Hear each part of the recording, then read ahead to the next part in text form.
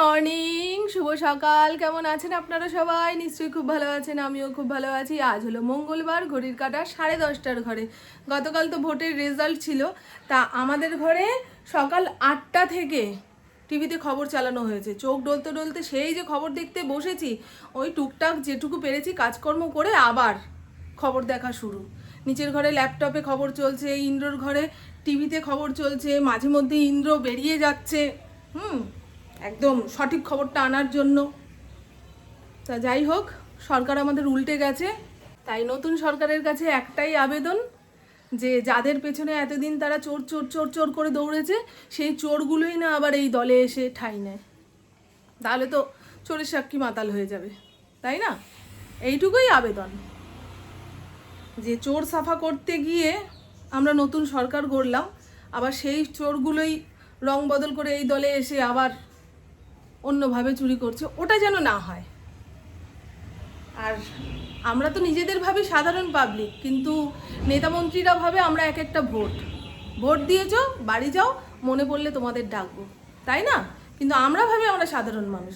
সাধারণ মানুষের কদর নেই এই দুনিয়ায়। চলুন আজকে কি রান্না হবে সেটা বের করে সকালের খাবারটা মুখের সামনে নিয়ে বসি। সরকার যেই হোক না কেন, সেই রাধো বারো ঘরের মানুষকে কাজে পাঠাও, আমাদের জীবনে কোনো পরিবর্তন নেই। আছে কি? কোনো পরিবর্তন নেই। তবে হ্যাঁ, আমরা যেন সুষ্ঠু জীবন যাপন করতে পারি, হাল্লা গোল্লা মারপিট দাঙ্গা যেন না হয়, রাস্তাঘাটের অবস্থা যেন খুব ভালো থাকে।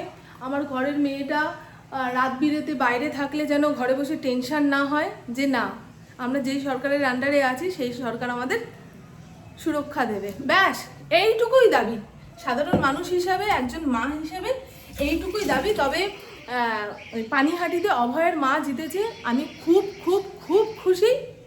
দেখা যাক এখন সে তার মেয়ের বিচার আনতে পারে কি না। ওইটা দেখে একটুখানি খুশি হলাম।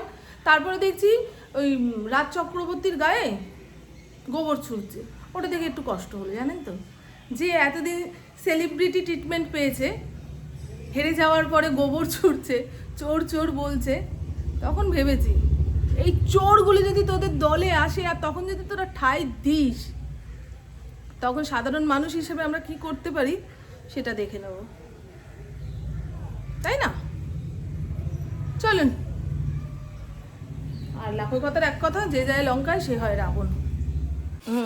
এই যে এখানে কাটাপোনা মাছ বের করে রাখলাম, এটা দিয়ে একটা মাখা মাখা তরকারি করতে হবে, ঝোল খাওয়া যাবে না, বুঝেছেন? একটুখানি বড় জাতের মাছ, তার উপরে ফ্রিজে কয়দিন ছিল, একটু মশলাপাতি খাটিয়ে শুকনো শুকনো করে রান্না না করলে ভালো লাগবে না খেতে। আর কালকে সকালে ইন্দ্র ওই বাইরের পরিবেশ চেক করতে গিয়ে দেখুন না হাতে করে কি নিয়ে এসেছে, কাটোয়া ডাঁটা। এই ডাঁটা কিছুটা আজকে রান্না করব, আর কিছুটা কেটে ওই প্যাকেটে ভরে রেখে দেবো, নাহলে সবসময় আনতে বললে এনে দেয় না গো কাটোয়া ডাঁটা। গতকাল আমাদের এই রাস্তার সামনে দিয়ে পুরো মেলার মতন যেমন লোকজনের ভিড়, সবাই ভোটের রেজাল্টের অপেক্ষা করছে দলের লোকেরা। এবারে তাদের খাদ্যের যোগান দেওয়ার জন্য কোথাও ফলের দোকান, কোথাও পরোটার দোকান, কোথাও শশা কেটে বিক্রি হচ্ছে, ছাতুর ঘোল বিক্রি হচ্ছে, মানে দেখে বেশ ভালো লাগছিল। প্রচুর প্রচুর লোক। আর আমার ফড়িং তো ওইরকম লোকজনের পায়ের আওয়াজ পেলেই ঘ্যাও ঘ্যাও ঘ্যাও, মানে বাড়িতেও তাণ্ডব হচ্ছিল। তার উপরে নিউজ গাক গাক গাক গাক করে চলছে। ভাবুন কোন পরিস্থিতিতে কাল আমার দিনটা কেটেছে। যাক, ভালোই ভালোই সব মিটলো, অশান্তি ঝামেলা দাঙ্গা না হোক, সাধারণ মানুষ হিসেবে এটাই চাইবো, তাই না? আজকে একটু দেরি করেই রান্না শুরু করলাম, উঠেছি অনেক সকালে, কি জানি কী কারণে এত দেরি হলো। এক একদিন না বুঝতে পারি না যে কী কারণে দেরি হচ্ছে। জয় গুরু। বেগুন ভাজতে প্রচুর তেল লাগে। চচ্চড়ির জন্য সমস্ত সবজি একদম ঝিরিঝিরি করে কেটে নিয়েছি, একটু পটল দিয়েছি, বেগুন, আলু, আর ডাঁটাটা দেখাই কত সুন্দর করে কেটেছি, এই দেখুন। আমার কাটাকুটি বাটাকুটি খুব ভালো। শ্বশুরবাড়িতে প্রথম যখন রান্না করেছিলাম সবাই প্রশংসা করেছিল। মশলা বেটেছিলাম পুরো চন্দনের মতন, সবজি কেটেছিলাম পুরো ঝিরিঝিরি। দেখে তো অবাক যে বাবা, নতুন বউ এত কাজ জানে। বুঝেছেন বন্ধু? এই সমস্তটা জলের মধ্যে ভিজিয়ে রাখি, পটলের গা দিয়ে সবুজ রং ছাড়ছে, জানো? কি ভেজাল কি ভেজাল। ওখানে মাছে লবণ হলুদ মাখিয়ে রেখেছিলাম, আর কয়েকটা উচ্ছে ধুয়ে এই জলের মধ্যে রেখে দিয়েছি। ভাতটা একটু টকবক করে ফুটে আসলে উচ্ছেগুলো দিয়ে দেবো। কাঁচা জলে উচ্ছে ফুটতে দিলে দরকাচা হয়ে যায়।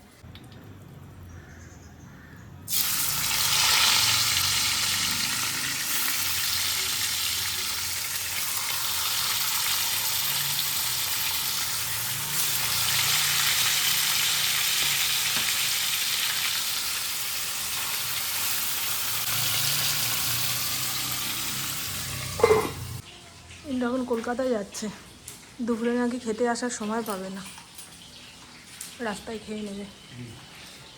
টাটা, দেখে শুনে যেও। আজকে যেন সময়ের সঙ্গে ছুটে পারছি না। বুবুকে বললাম ফড়িংকে ভাতটা মেখে দিয়ে দে, আমার এখনো 10-15 মিনিট সময় লাগবে। হাতের কাজটা না রেখে ওকে খেতে দিতে পারি বলুন তো? আর ভাত মাংস চটকালে না হাত দিয়ে মাংসর গন্ধ ছাড়ে, সেদ্ধ মাংস তো। সে যাই হোক, ফড়িংয়ের খাওয়া হয়ে গেছে, এখন ধরাশোনে পড়েছে। আমারও রান্নাবান্না কমপ্লিট। ইন্দ্র যদি দুপুরে বাড়িতে খেত তাহলে ডাল করতে হতো, এত শুকনো শুকনো মাছের ঝাল দিয়ে খেতে পারে না। তা ও তো বললো কলকাতার কাজে গেছে, ফিরতে সন্ধে 6-6:30 বেজে যাবে, দুপুরে বাইরে খেয়ে নেবে, তাই আর ডাল করলাম না। সেই জন্য একটু তাড়াতাড়ি হলো, নাহলে আরও অস্থির হয়ে যেতাম। ইন্দ্রকে দেখে তো চমকেই গেছিলাম, কী রে বাবা, একটু আগে ছাতু খাইয়ে বাইরে পাঠালাম, আবার চলে আসলো ভাত খেতে। আমার তো ভাতও রান্না হয়নি, আজকে দেরি হয়ে গেল গো, খুব দেরি হয়ে গেল। বসে বসে ওই আলাপ আলোচনা করতে গেলেই ঘড়ির কাঁটা একদিক থেকে আরেক দিকে চলে যায়, পরে হয় ঝামেলা। রান্নাঘর সাপটে নিয়েছি, যে কটা বাসন সুজাতাকে মাজতে দেবো ধুয়ে গামলার মধ্যে উপর দিয়ে রেখেছি। আর বড় যে নীল গামলাটা ছিল সেটা বাথরুমে রেখেছি, দেখি নিচ দিয়ে কেমন কাদা কাদা হয়ে যাচ্ছে। ওইটুকু বাথরুম তো, অত বড় গামলা রাখা যাচ্ছে না, তা ধুয়ে পাকলিয়ে ঠাকুর ঘরে রেখে এসেছি, পরে বের করব। না আর নাও বের করতে পারি অত বড় গামলা। আবার আগের যে গামলাটা সেটাকে বের করে নিয়েছি বাসন পাট উপর দেওয়ার জন্য। এখন 2 বেলা বাসন মেজে দিয়ে যাচ্ছে, সকালে একবার দুপুরে একবার, তাই বেশি বাসন পড়ছে না, অত বড় গামলার দরকার নেই। সব বুঝে শুনে করতে হবে। আমার রান্নাঘরের কী অবস্থা, চলুন দেখাই। হ্যাঁ, কি রান্না করলাম। মারাত্মক গরম লাগছে, মারাত্মক গরম লাগছে। কালকে রাতে যেই শুয়েছি দেখি ঝড় উঠেছে। এই হলো উচ্ছে সেদ্ধ, উচ্ছে না সরি করলা সেদ্ধ। এখন আর উচ্ছে পাওয়া যাবে না, এখন অল্প একটু লবণ কাঁচা তেল দিয়ে মেখে ভাতের সঙ্গে খাবো। পুকুর জন্য 2 টুকরো বেগুন ভাজা। আমার ফড়িংয়ের মনে হয় গা চুলকাচ্ছে, দেখেছেন? ওরে বাবারে। এই হলো সমস্ত সবজিপাতি ঝিরিঝিরি করে কেটে নিয়ে সর্ষে বাটা দিয়ে একটা চচ্চড়ি। বেশি করে সর্ষে বেটে কিছুটা শিশিতে করে ফ্রিজে রাখলাম, আর একটুখানি দিয়ে রান্না করলাম। খুব ভালো হয়েছে চচ্চড়িটা, একটু ঝাল বেশি দিয়েছি, মিষ্টি মিষ্টি, আবার টমেটোও পড়েছে, দারুণ হয় গো। আর এই হলো আজকের আসল খাওয়া। কাতলা মাছ, না আমি তো কাটাপোনাই বলি, রুই মাছের পিসকেও কাটাপোনা আর কাতলা মাছের পিসকেও কাটাপোনা। সে যাই হোক, এই কাটাপোনা মাছের একদম ঝাল, কালিয়া যাকে বলে সেই কালিয়া। অল্প একটুখানি রসুন পেঁয়াজ দিয়েছি। কেমন কালারটা? কালার দেখেই বুঝে নিতে হবে মামনের হাতের রান্নাটা কেমন হয়েছে, বুঝছেন? চলেন বউকে জিজ্ঞাসা করি ও এখন খাবে কি না, খেলে মা মেয়েতে ভাত বেড়ে নিয়ে বসি। ভাল লাগছে না, বাইরের রোদটা দেখলেই না চোখটা ঝলসে যাচ্ছে। দেখেছ কী রোদ্দুর, কী রোদ্দুর। সকালে ঘর মুছেছি, ওয়াশিং মেশিনে জামা কাপড় দিয়ে রেখেছি, সময় সুযোগ বুঝে চালাবো, বুঝলে?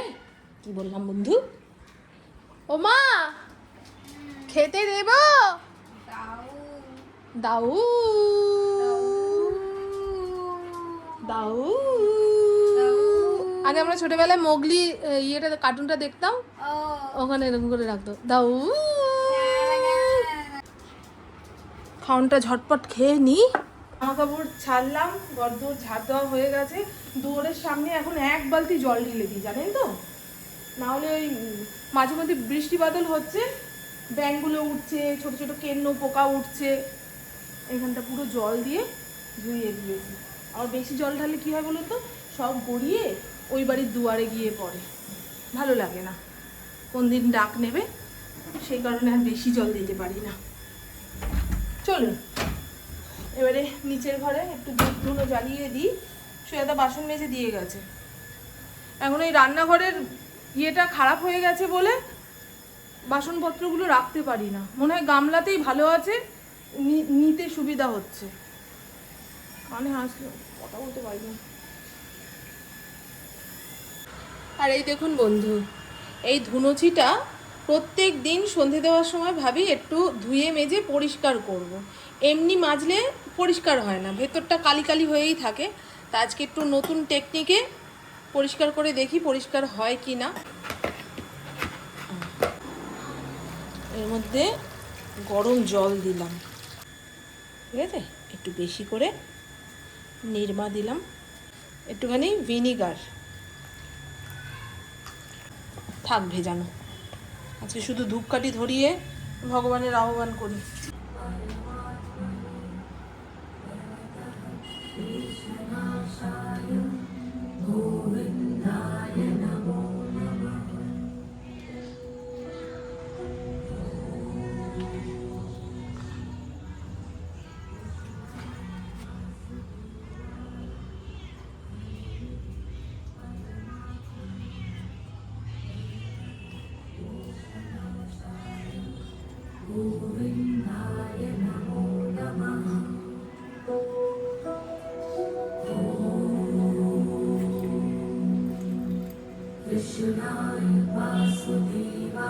ব্লিঙ্কিট থেকে কিছু জিনিস অর্ডার দিয়েছে, এখন আমরা জম্পেস করে চা বানিয়ে খাবো। পুকু চাটা বানাচ্ছে, সঙ্গে টোস্ট বিস্কুট। এই টোস্ট বিস্কুট অনেক দিন পরে আসলো, প্রাণ টোস্টটা খেতে খুব ভালো, জানেন তো। আর এই যে গরমের অভ্যর্থ ওষুধ সুথল, সুথল ওপরের ঘরে রয়েছে, মানে ওপরের ঘরে বাথরুমে রয়েছে, নিচের ঘরে বাথরুমের জন্য এটা আনা হলো। চিপস, কুরকুরু, টুটুরে টুটুরে। প্রভু কলকাতা থেকে আধা ঘন্টা আগে ফিরেছে। কেমন হাওয়া, হাওয়া কেমন? এই গাছগুলোতে আজকে আমি জল দিয়েছি, জানি ইন্দ্রর হাতে অত সময় নেই, সুজলাম সুফলাম হয়ে গেছে। হ্যাঁ, প্রত্যেকটা গাছ যেন আমার যত্নে সাড়া দিচ্ছে। এই রবিবারে আমাদের এইখানে যে ওই হাটটা বসে না, সেখানে যাব, কয়েকটা ইনডোর প্ল্যান্ট আনবো, প্রত্যেকটা জানলাকে আমি জঙ্গল বানাবো। একটু ফোনটা আস্তে করো,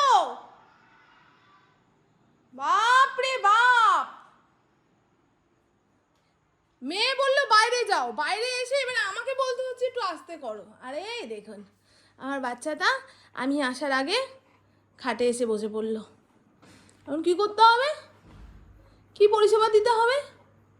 ঘরটা গরম হয়ে রয়েছে, জানলা খুলবো না, একটুখানি এসি চালিয়ে ঘরটা ঠান্ডা করে নিই, তারপরে শোবো।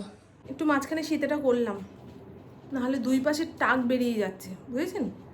চুলে চাপা থাকলে যদি আবার ওখান দিয়ে ছোটো ছোটো চুল গজায়, বুঝতে পারলেন বন্ধু? পপু এখন নিচের ঘর থেকে ওপরের ঘরে কখন আসে না আসে তার কোনো ঠিক নেই, ততক্ষণে আমি ঘুমিয়ে পড়বো। যদিও এখন প্রত্যেক দিন দুপুরবেলায় ওই 10-15 মিনিট একটু ঘুমিয়ে নিচ্ছি, না হলে না সন্ধ্যের পরে কেমন ভাল লাগছে না, এনার্জি নেই, কাজকর্ম করতে ইচ্ছা করছে না, এমনকি বিছানা থেকে নামতে ইচ্ছা করছে না, এরকম মনে হয়। তবে ওই 10-15 মিনিটের ঘুমটা আমার বেশ কাজে লাগছে।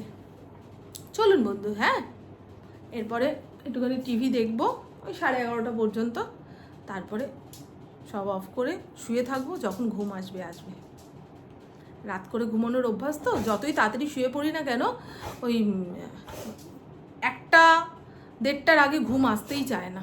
তবে অভ্যাস তো করতে হবে না, যতই হোক বয়স হচ্ছে, সময় মতো খাওয়া, সময় মতো ঘুম না হলে কত রকম রোগ ভোগ শরীরে বাসা বাঁধবে। দেখো কি না, এ ছেলে কি আমার ভালো লাগে না। চালিয়েছি তো, দেখো ঘরটা যে ঠান্ডা হবে সেই ধৈর্যটুকু নেই। মানুষের ধৈর্য তো কমেই গেছে, এই যে তার ফলাফল। আর এগুলোরও কোনো ধৈর্য নেই, সহ্য নেই, কিচ্ছু নেই।